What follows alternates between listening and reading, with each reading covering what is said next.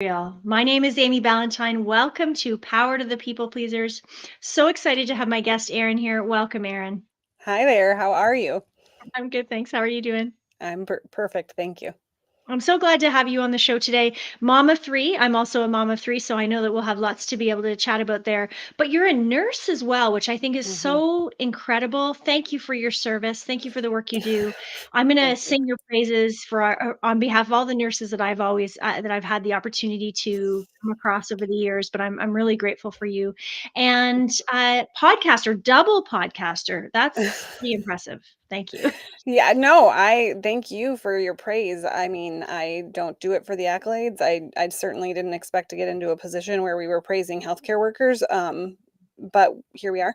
And I appreciate that nonetheless, but it is what I do. It is my job. That is how I Wow. look at it. I don't look at it as any type of hero work. Well, I think we all need to give more shout outs to these people. The work that you do is very important. So I'm sure I'll share some more of my stories as we get going here. But on the podcast, I always ask my guests the first question: have you ever been a people pleaser? And if so, how did it show up in your life? I would say probably when I mean, I am like you'd say, a type A personality. I'm a rule follower. I don't take risks. And that's, I feel like, just my personality. But at the same time, I remember when I was younger, like a child and a teenager and kind of coming into my own. And I'm a pretty big personality, people like to say. Um, I'm not afraid to say what I think, but I think that that has gotten more evident as I've gotten older and more comfortable in my own skin. And so as a child, I was very, I wasn't doing things I didn't want to do, but I certainly went along with like friend groups that not necessarily they weren't doing anything terrible, but like people who are not really your friends and you're being friends with them and, that type of thing. And I think it happened more among friend groups and peers than it did among like authority figures. So, but, as I got older and I mean, you kind of start to recognize those mean girls and you kind of protect yourself from them. And so there was a group of mean girls in nursing school who I didn't know were mean at the time. And fast forward, and I'm like, oh, okay, all right, I see who you are. So, but just as I got older, I think it was easier for me to just say, no, I don't like that, or I don't want to do that, or to just be able to disagree with someone. But yes, definitely happened as a child and before I was comfortable in my own skin. Yeah, thank you. And I think there is so much there's a few nuggets that you've dropped just in that one answer alone that I know we'll get into. But when I hear people talking about being a people pleaser, I love that you're sharing that you've now come to a place where you can say no, that you don't like that thing and you can stand up for what you want. I'd love for you to share. You work as a postpartum nurse, hmm and I'd love for you to share this concept of being comfortable in your own skin as a new mother. Can we start there? Yes. So, my journey into motherhood was atypical. I, first of all, right off the bat, got pregnant with twins. I totally wanted to have a baby, but we weren't, no one's like, oh, I'm having two. Um, so immediately it was like not traditional, or not what you think it's going to be. And so we were pretty young, but we were ready for children and ended up with two right away. And so very quickly, our lives became not about us. And then I ended up on bed rest at 24 weeks in the hospital, and I was there for 4 weeks. And then the girls were born 12 weeks early, and they were in the NICU for 2 months. And so my journey into motherhood was much different than, than what you imagine happening. Mhm. So for me, it was kind of like I was eased into the role of a mother because I was not immediately responsible for them. Of Mm. course, I felt responsible for them, and there was major mom guilt about a lot of things, but they were being cared for by professionals, and that's what they needed at the time. And so I didn't have to worry about that like piece of, oh, I have to feed them. I have to, like, are they breathing? I knew they were doing all of those things. And then by the That's time I had good. third child, like, he was term and everything was that typical experience. So that was a whole other thing for me, but at least I had the Mhm. confidence of the fact that the twins were 4 by the time he Yes. rolled around. So, yes, it was my experience in becoming comfortable as a mother was much different. So I feel like I got, like, some of the best training that you could get from the nurses in the NICU, and Yeah. I learned what to look for, and I was not a medical professional and had no interest in being a medical professional before my daughters were born. Wow. And yes, like, totally changed my career path. I had a Mhm. degree in teaching. I was fully ready to do that. But the care that they received inspired me so much to want to give back in that way. But I remember when they went home, I was terrified because not Now what? only That's now we what? looked at Yeah. each other, we're like, "Now what do we do?" Basically, and they're tiny, and I'm like, "Oh my gosh," and, like, we had to feed them very regimented, and so it was a lot different, but the thing was is I had a Mhm. plan, the nurses had a plan, the doctors told me what to do. I had people to call. Mhm. It wasn't just like, "Okay, feed your baby every 3 hours, here's your baby, see you later. Congratulations." Yeah. Yeah, where people are pushed out so quickly. You know what? I think I'm so glad that we are having this conversation because my middle was a NICU baby as well. And Mm, for a moment in time, I am glad I'm on my own journey in my career. But for a moment, ah, I don't know what just happened. there we are, we're back. Okay, there we go. For a moment in time, I thought I was going to go become a NICU nurse because was also so inspired by the care and the love and the guidance and the coaching and the support that I Mhm, received in that space as well. So amazing that you were so moved and inspired that you made that as your profession. So I'd love to know when you see these new moms, we're going to get to the guilt in a moment. totally. But when you see these new moms, what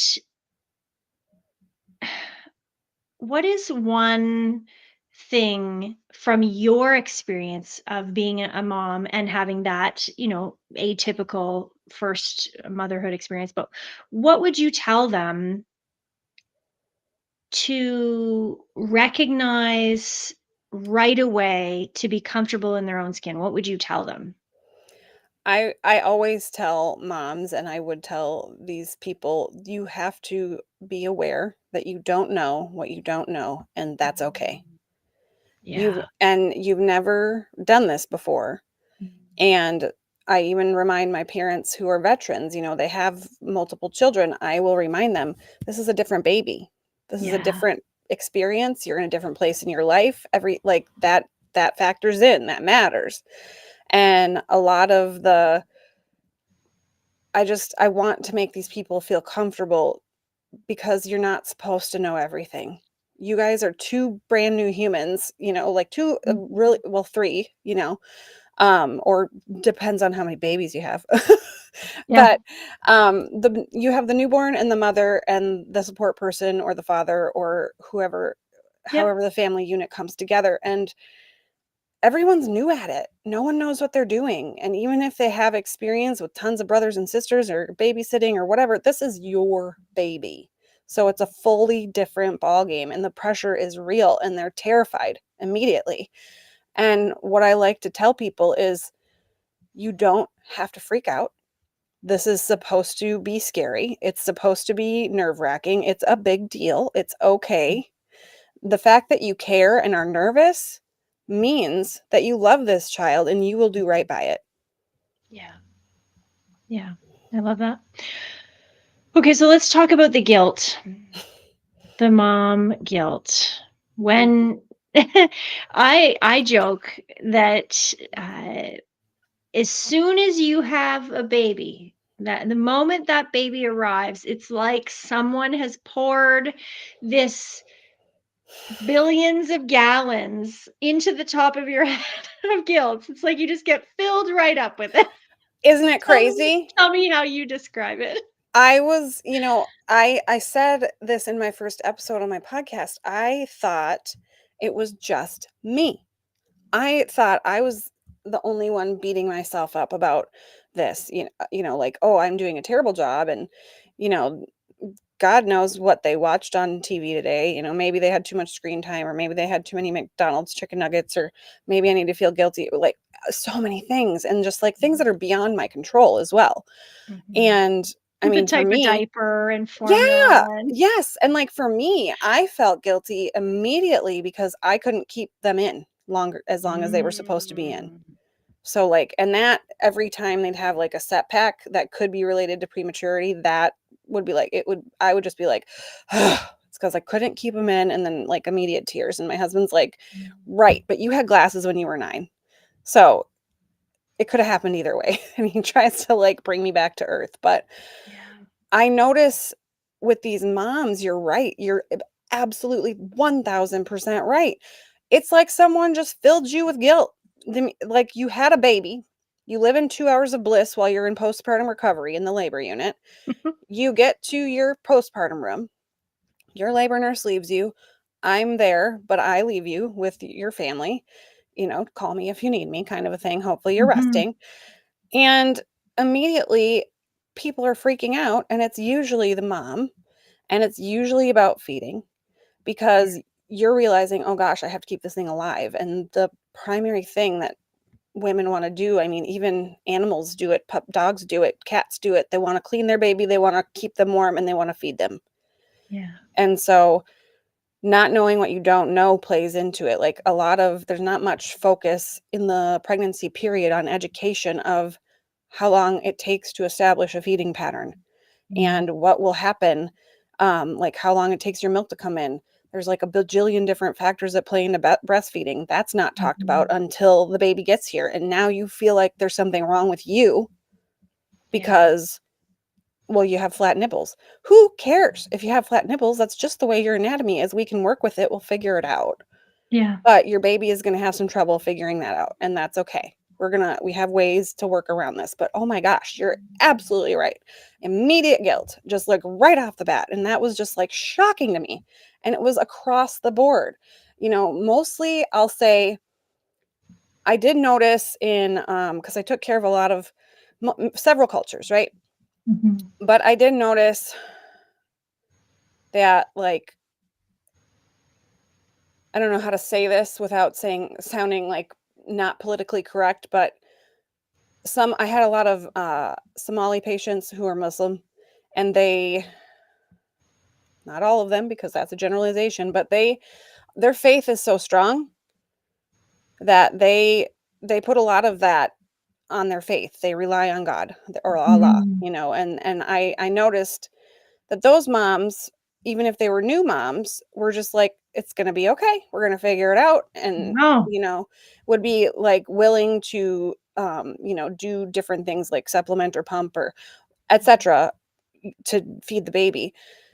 And they were just like more calm about it. And it was like people who look like me and like high anxiety, like women who would want to just immediately feel like they're failing at something. Mm. And like that's not a way to enter into motherhood, Yeah, to I feel like think a that failure immediately. you've said some important things that a takeaway here is women of all different backgrounds Hmm. bring different traits. And one of the traits that we can take away is perhaps leaning into more calm and connectedness that it will be okay.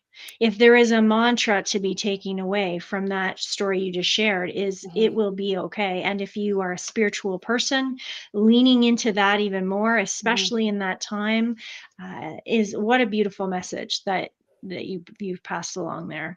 And I think the other one that I really like is recognizing that if we can help pregnant women know ahead of time that the guilt is coming and to be aware that very soon after the birth, Yeah. an abundance of feelings of Hmm. not feeling enough, not feeling good enough, uh, feeling bad about everything possible is going to happen, Mhm.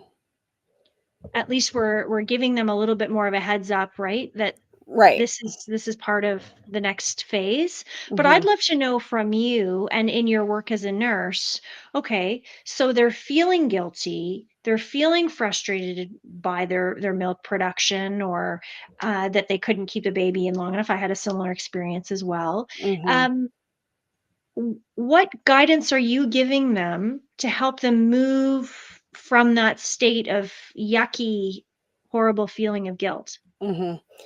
So I work at a high risk OB hospital, and Mhm. I should be fully transparent. I'm now casual there, but I do work about 24 hours a month.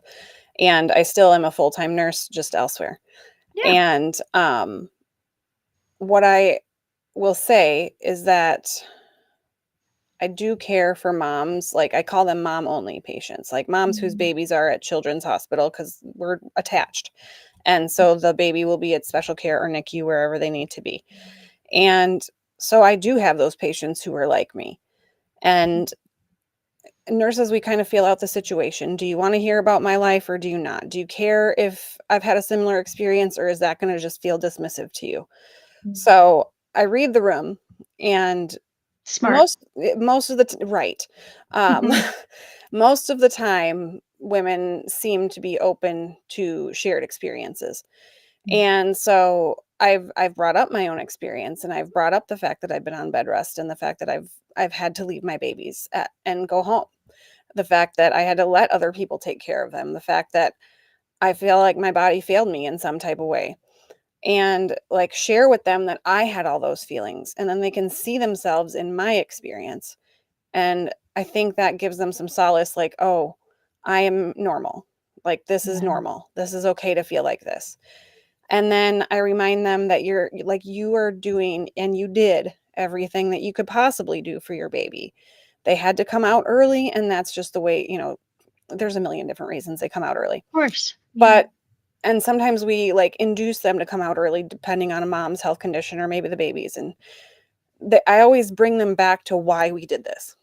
Mm. And the fact that we need you to be like, or why, like if it just happened, because they just happen sometimes and you weren't expecting it and you were completely unprepared and you didn't know this was going to happen, then we recognize that unfamiliar, that grief of that experience that you did not get. Mm. Yeah. And so I do that a lot with my mom only patients. And then my moms who have their babies with them, I'm just reminding them, this is like I said, this is hard. It's supposed to be hard. You don't know what you don't know. And I tell them, your heart may very well feel things that you are calling yourself crazy for in your head. Mm. You're like, girlfriend, you know this. Like, what were you going to do? Keep the baby in? Like how? Yeah. You had high blood pressure. Did you want to have a seizure so that your baby has no mother? Like, like sometimes we have to talk about that. Like, your health condition was so bad that if we kept you pregnant, you could possibly have died, and like those things we have to talk about. Like, this is the best Mhm. alternative. And um also just when they're really in those feelings of feeling inadequate, just reminding them of how much they love their baby. Mm. Like, look how much you love your baby. Look how much you're worried about your baby. Look how many feelings you've just put into your baby, and it just got here.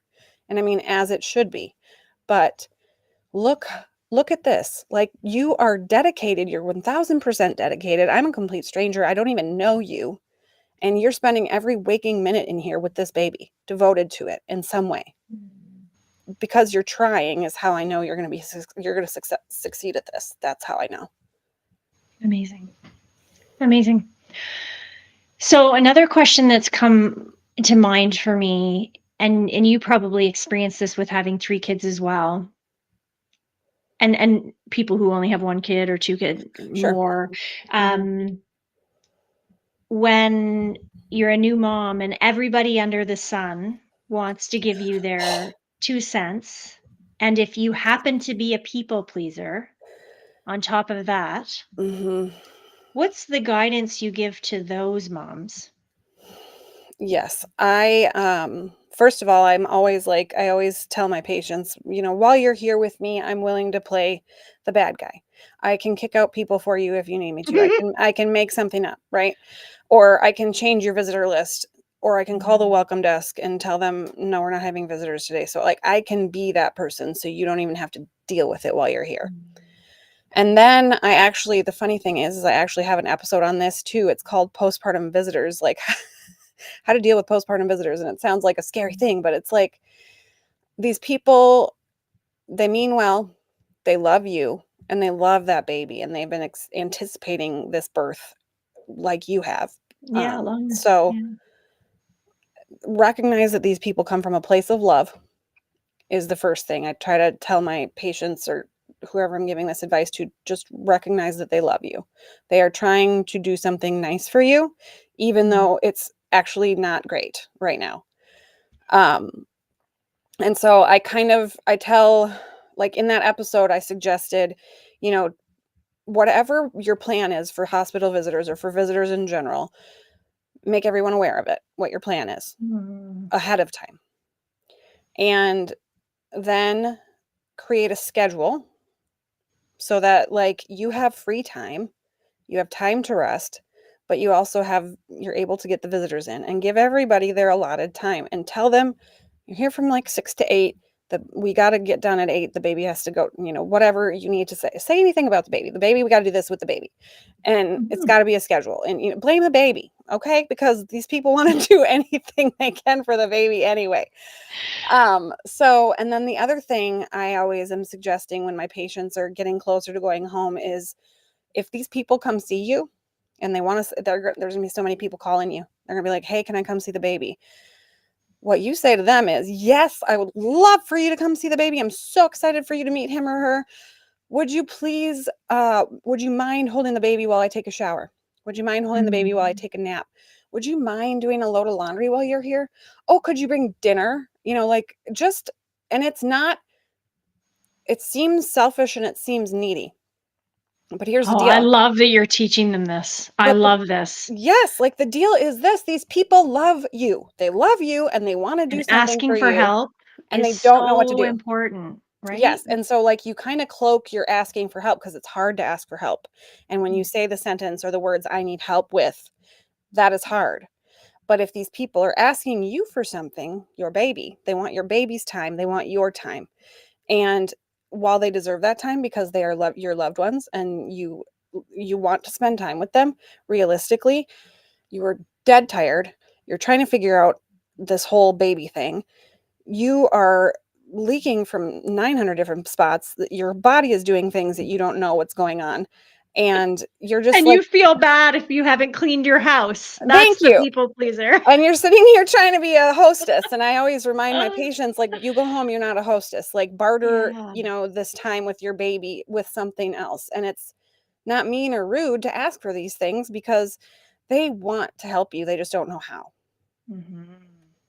And I love that you are empowering this message and you're coaching these people before they even leave the hospital to be clear about these expectations, because Mhm. that's really what it is, right? Is knowing what is important to yourself, to your partner, being clear about expectations, asking for that, can I go take a shower while you're here? I love this. I love this guidance. I think it's great. And from the people pleaser perspective, just to wrap this up, Mhm. it's recognizing that as soon as you start to say the words, I feel bad about, I should, I need to, I have to do these things in order to please these people, make them feel happy. I want to really encourage, as you have been encouraging your patients as well, encourage individuals to see that it's okay to step into the place that you are the person right now who is calling the shots, and uh, it doesn't need to be or have to be or should be about anybody else other Mhm. than yourself taking care of what your needs are and taking care of that baby. So uh, bending over to clean the house and scrub the toilets and Mhm. make meals and make sure everything looks perfect. Oh my goodness. Yeah, don't There's do that. already enough stress and pressure on you as a new mom. Mhm. Uh, and the words, I feel bad if, there's your guilt voice coming out. Mhm. I feel bad if. So for those people who are listening to this podcast, to recognize, how often are you saying those words? I feel bad about this. I know I feel so guilty that, I want to go to the gym, or I want to go and have a meal, or I want to go take a shower. I mean, how many new moms say that they don't shower for weeks, right? Mhm. So r- really noticing, becoming aware of, if it's pre-baby, that this is likely to happen, because the bucket of guilt will be poured into your head just like everybody else's, Mhm. and making a plan for that. So in empowering your partner to say to you, I'm guessing you're probably thinking that you feel bad that the house looks like this. What can I do to help? I'm Right. guessing you might be feeling like, is this true, what you're feeling? It really help have that dialogue of communication. Mhm. Yes, and actually, it's kind of funny because there's this one, we have 2 state mandated videos that the people have to watch in the hospital, Oh, awesome. and one of them, and I mean, realistically, only one parent has to watch them, but I prefer both parents to watch them. One of them is on shaken baby syndrome, which is actually on YouTube, Mm, and I suggest that everyone watch that, and I tell my patients, "You can have your babysitters and caregivers watch this. It's very excellent education, and there's a lot of good imagery about what happens inside the brain if the baby is shaken."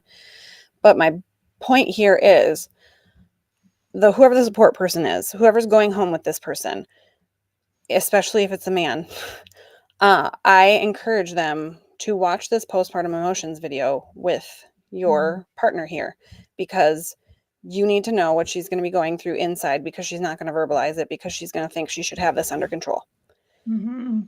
That she should and just know, yeah. that she should know what to do. She should know what she's doing. She's going to feel crazy in a lot of ways because your hormones are like all over the place. So that's super Mhm, fun. And then your lack of sleep and your lack of your normal routine, and you're like, what is this body of mine? And it's still not yeah, yours. And I encourage these men to really pay attention to how their partners are doing, because they may see something in their partner that partner doesn't see themselves or doesn't bring up. And I always remind my patients, the women, the moms, I'm like, now, if he says to you, babe, you doing okay? Like, I'm a little worried about this. Do not rip his head off like you want to. Realize he comes from a place of love. Like, collect yourself yeah, for a hot second before you react, because I know exactly what you're going to say. You're going to say, I got this. I'm good. And he's going to be like, oh, sorry. And then he's going to move on. And that's not the way to start a supportive parenting relationship. But B, yeah, you want to make sure that you're processing those feelings. yeah. When, What if we just told the truth? oh my God, I know. What if we What if just we said just how we told the felt? truth? How about that? Yeah. What if we were transparent? And Yeah. it's sometimes easier for them to be transparent with me than it is a person that they are very close to and love very much, because they're worried about disappointing that person. They're not worried about Mm, disappointing me. yeah. Yeah. So know this ahead of time, right? I think Know it ahead of that's time. that's an important message as well. So I want to thank you so much for being here today, Erinn. What an incredible conversation. We've talked about guilt, we've talked about communicating, so many important nuggets, and I really want to thank you for your time today. Oh, yes. Thank you so much. I really appreciate you having me on. It was a pleasure. And to all of the listeners, I want to thank you once again for tuning into Power to the People Pleasers. Stay tuned for our next episode coming soon.